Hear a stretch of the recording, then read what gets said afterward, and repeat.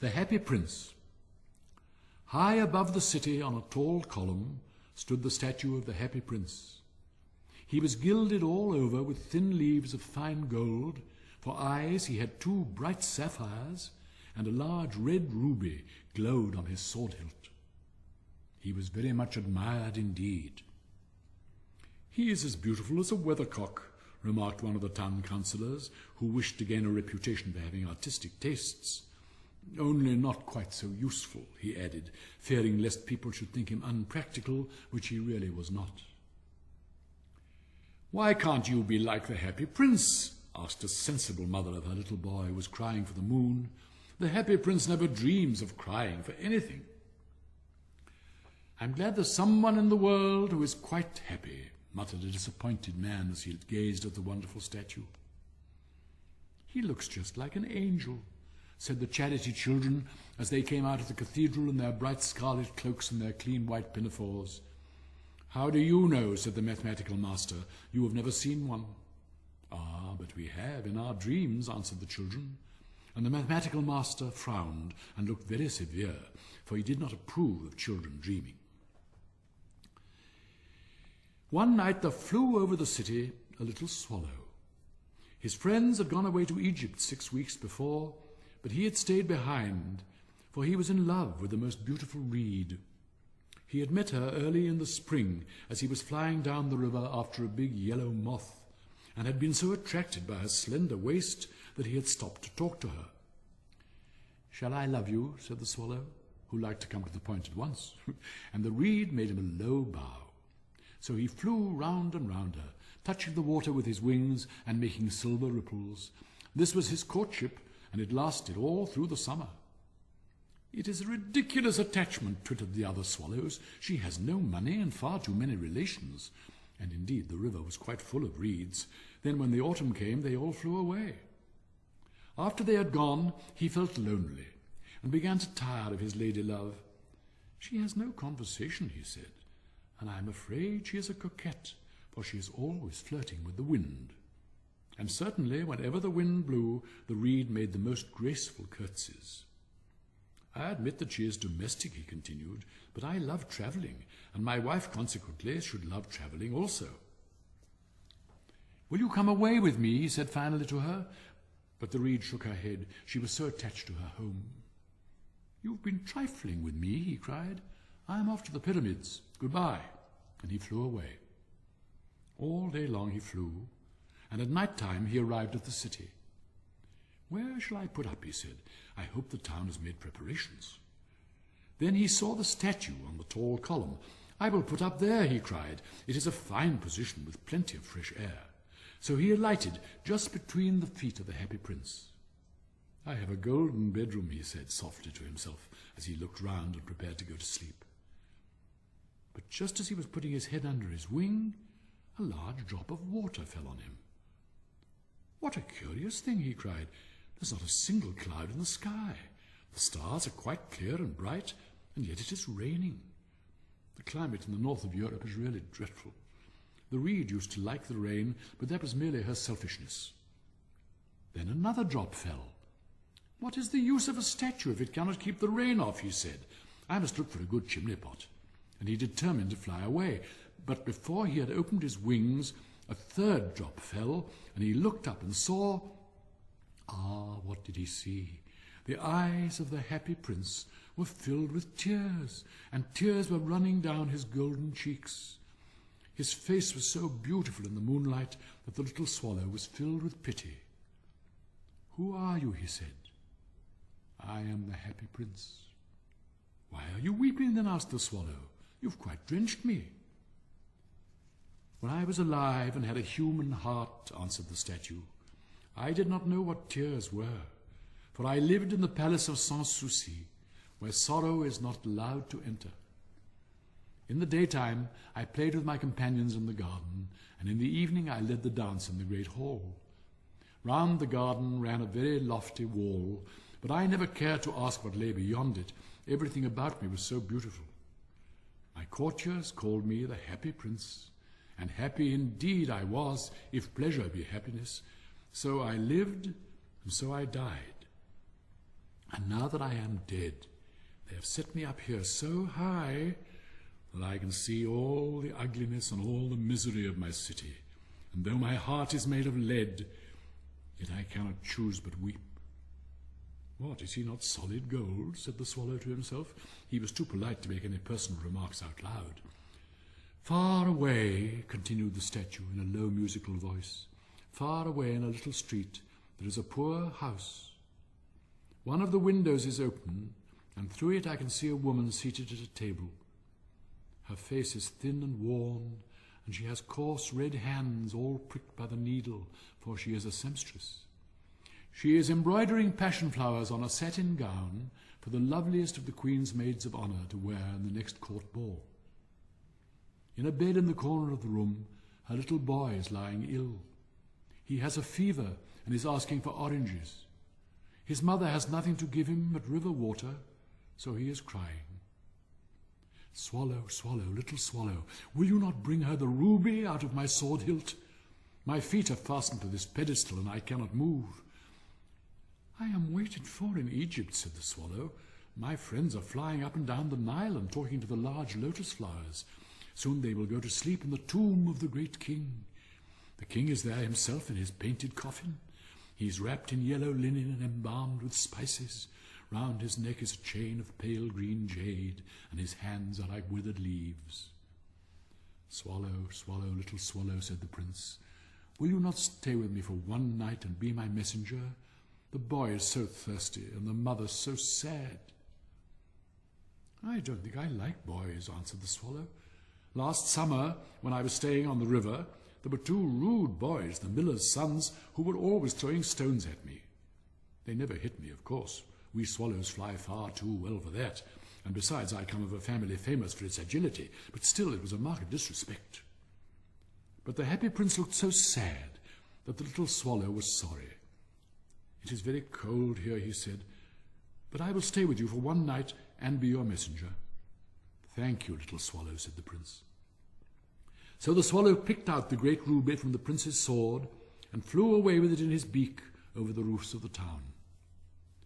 He passed by the cathedral tower where the white marble angels were sculptured. He passed by the palace and heard the sound of dancing. A beautiful girl came out on the balcony with her lover. How wonderful the stars are, he said to her, and how wonderful is the power of love. I hope my dress will be ready in time for the state ball, she answered. I have ordered passion flowers to be embroidered on it, but the seamstresses are so lazy. He passed over the river and saw the lanterns hanging to the masts of the ships. He passed over the ghetto and saw the old Jews bargaining with each other and weighing out money in copper scales. At last he came to the poor house and looked in. The boy was tossing feverishly on his bed, and the mother had fallen asleep, she was so tired. In he hopped and laid the great ruby on the table beside the woman's thimble. Then he flew gently round the bed, fanning the boy's forehead with his wings. How cool I feel, said the boy. I must be getting better.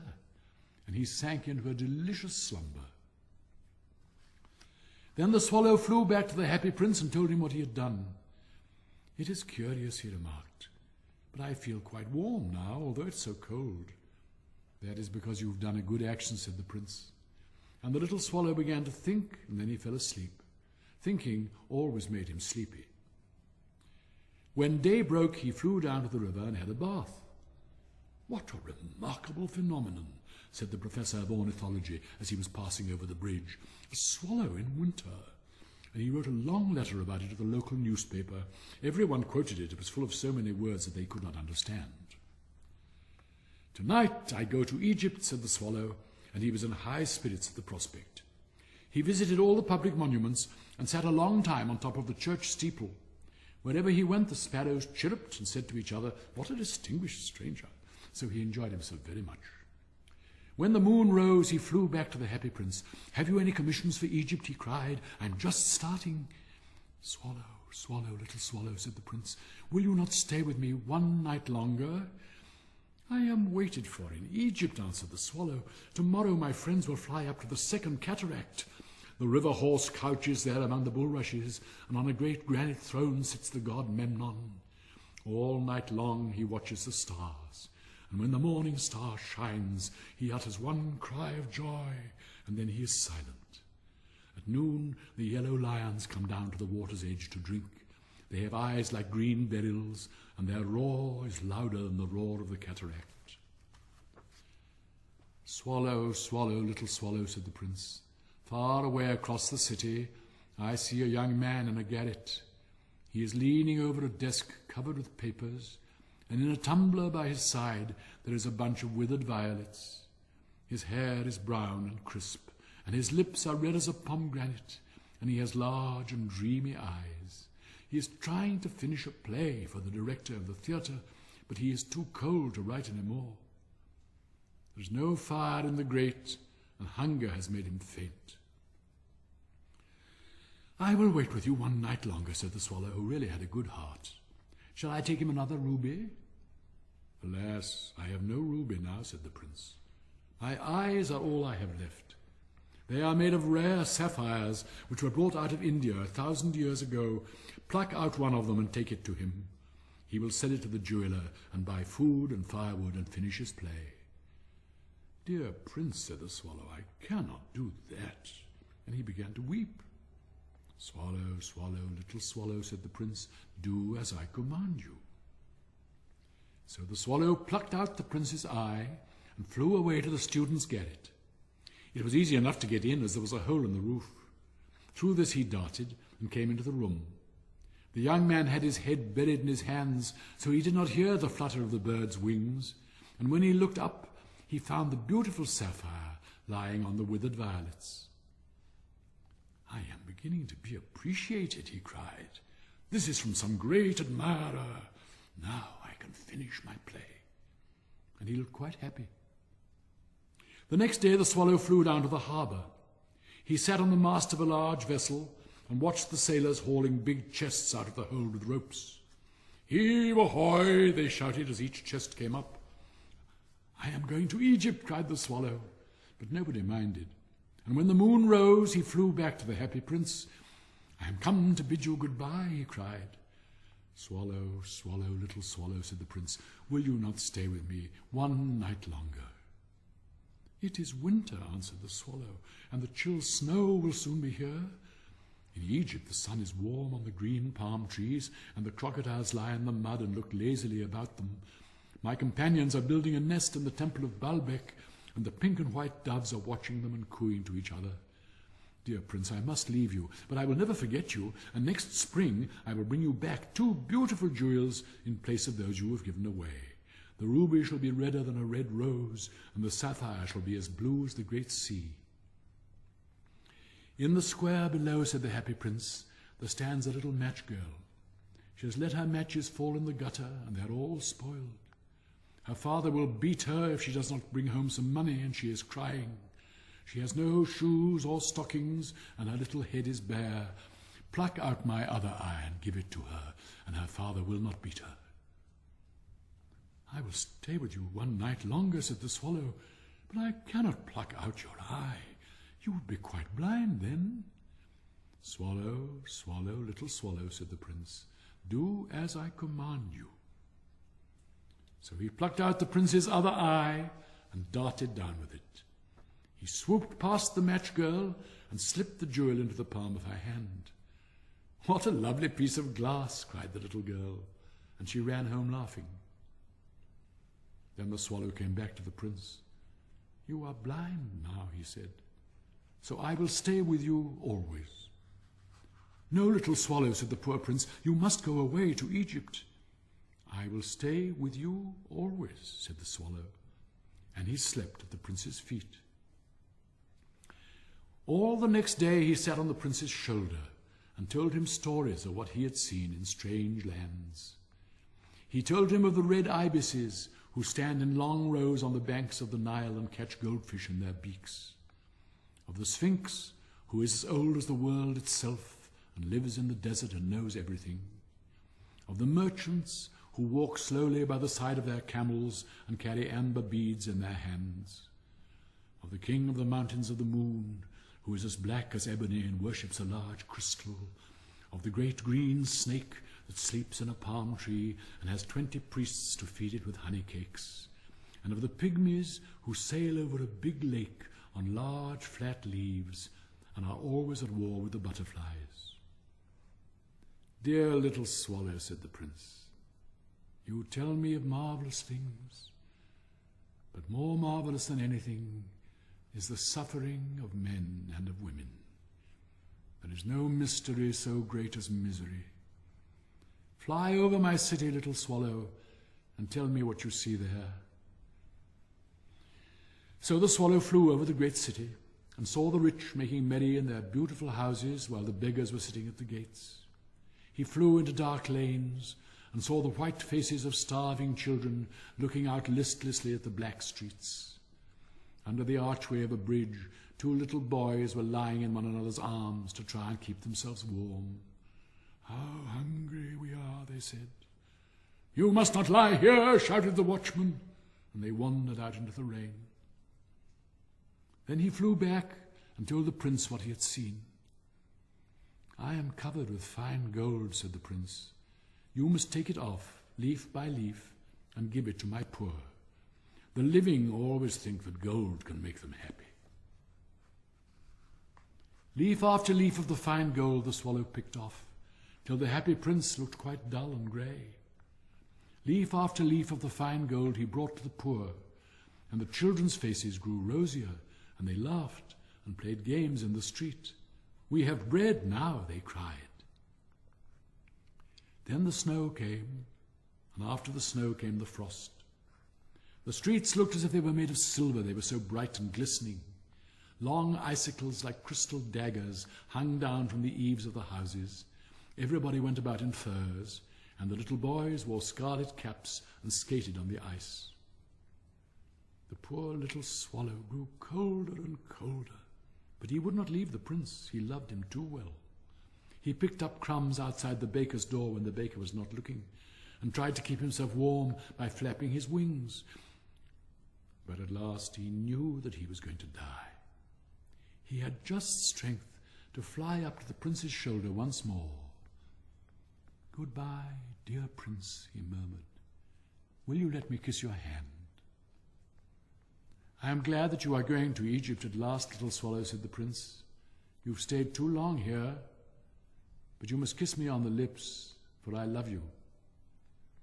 "It is not to Egypt that I am going," said the swallow. "I am going to the house of death.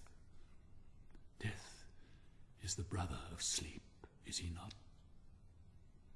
And he kissed the happy prince on the lips and fell down dead at his feet. At that moment, a curious crack sounded inside the statue as if something had broken. The fact is that the leaden heart had snapped right in two. It certainly was a dreadfully hard frost.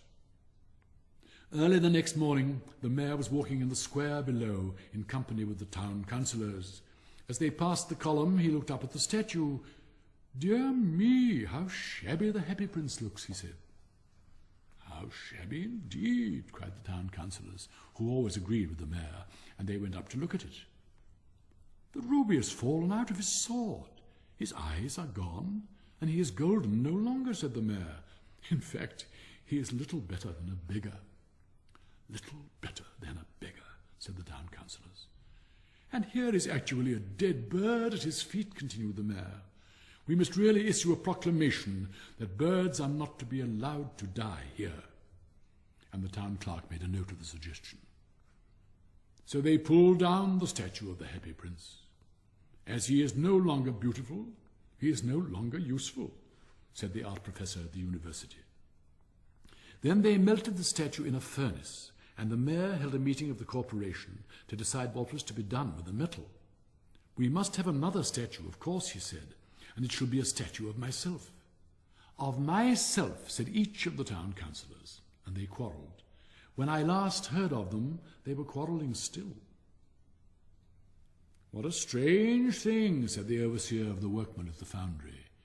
"This broken lead heart will not melt in the furnace. We must throw it away." So they threw it on a dust heap where the dead swallow was also lying. "Bring me the two most precious things in the city," said God to one of his angels. And the angel brought him the leaden heart and the dead bird. "You have rightly chosen," said God. "For in my garden of paradise this little bird shall sing for evermore, and in my city of gold the happy prince shall praise me."